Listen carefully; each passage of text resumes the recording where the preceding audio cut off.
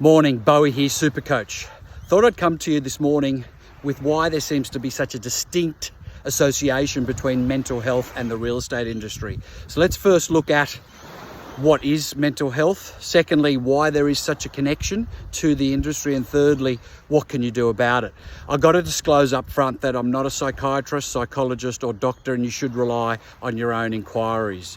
So when you look at mental health, I think that the terminology mental health, or even, OCD, a lot of people say, oh, my OCD's out of control.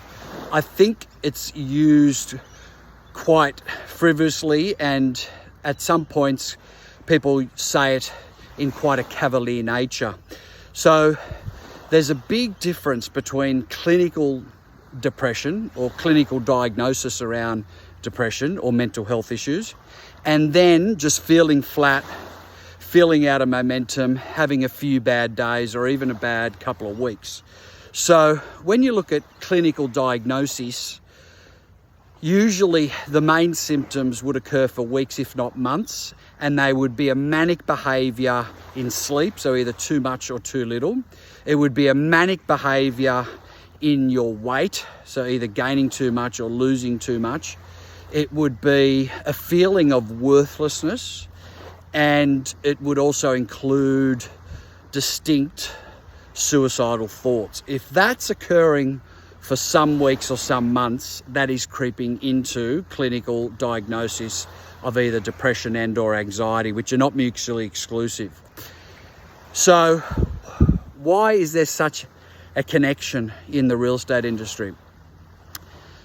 This is something that I know quite a bit about because I do a lot of one-on-one work and I see it and I'm exposed to it.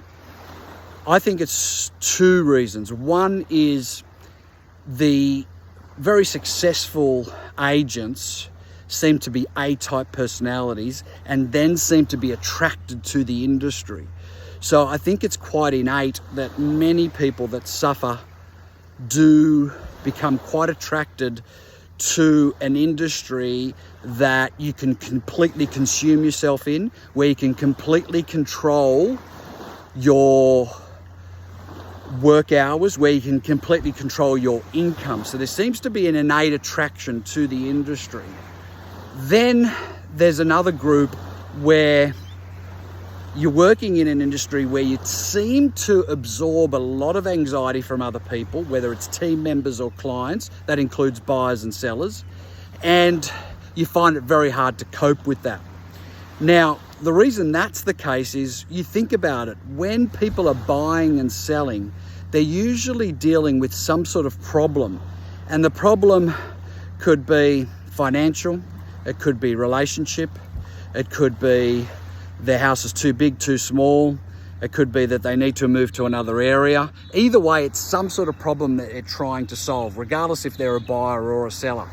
And once you start doing a lot of vendor management or a lot of quite intimate buyer work, you tend to absorb a lot of those anxieties and a lot of those feelings. Now, the other issue is we tend to meet people at probably not their best chapter of their lives. They seem to be, generating a lot of this compulsion, a lot of anxiety. It's not an easy process to go through, regardless if you're buying or selling. And let me tell you, as you've learnt, a lot of people who are actively buying or have their home on the market, there's not much else they're focused on or consumed in. It is the number one priority at that time in their particular life. And you tend to absorb that, and you have to tend to deal and navigate through those emotions in order to connect a buyer with a seller who have completely opposite agendas. So I think that's the two main reasons that mental health is quite prevalent in our industry. Thirdly, what can you do about it? Well, unfortunately, a lot of GPs are really not equipped to deal with this, even though a lot of them attempt it.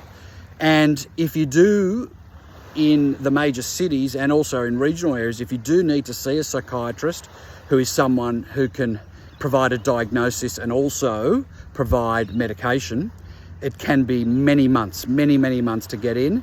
And if you do need to speak to a therapist or a psychologist who's not equipped to provide medication, but can certainly provide cognitive behavioral therapy and exposure therapy and just general therapy, then it's also many months to actually see someone like that. So my recommendation, again, I must disclose that I'm not a professional in this area, but there are some initial steps you can take before it becomes worse. And it could be exercise daily, because that's going to help you sleep better. It could be some natural supplements. So hypericum, commonly known as St. John's wort, is an outstanding supplement before you would venture into antidepressants. And there's also some outstanding anti-anxiety supplements like SAMe or NeuroCalm or Passion Flower around that sort of area. In saying that, it's a bit like being an asthmatic. So if you got asthmatic symptoms as a young kid, you might recall someone you knew, or you might have been through it, where someone will say, look, start swimming. It's going to open up your lungs. And if you do that regularly, hopefully it won't lead to medication. But sometimes it does lead to medication. And there's no problem with that. There's no stigma with that. You take a puffer, which is a steroidal medication, which is opening up your lungs. And you know, you don't think twice about taking that medication. You just take the recommendation. So I suppose natural therapy, along with journaling, studying, meditation, and exercise, would be that a typical analogy or translation piece, if you like, of swimming if you're an asthmatic. And if it doesn't improve, then this is an area of medicine where I think medication does help. I'm not a huge fan of pharmaceutical companies or pharmaceuticals in general, but I know this has changed people's lives. And just to give you the heads up, when you do reach that point, even the top psychiatrists in the world, and I've spoken to many of them, will tell you the symptoms you have are very hard to match with the right medication. They will admit that to you. It's very much trial and error. I mean, there are certain families of medication. So you've got the tricyclic family, which was one of the first in the 70s. And then it merged more into the SSRIs and the SNRIs, which are basically serotonin. And then recently you've got melatonin drugs like valdoxin. So, you know, it really is a matter of trying to see if you can get through with natural therapies, exercise, journaling, meditation.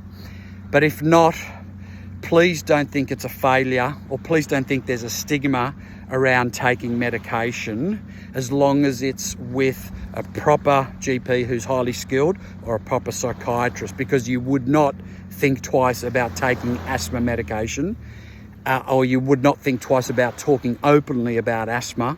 So I really don't see the issue. So I hope this has helped.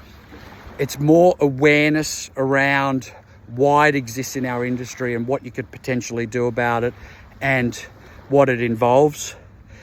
Live with virtue. God bless, and see you next time.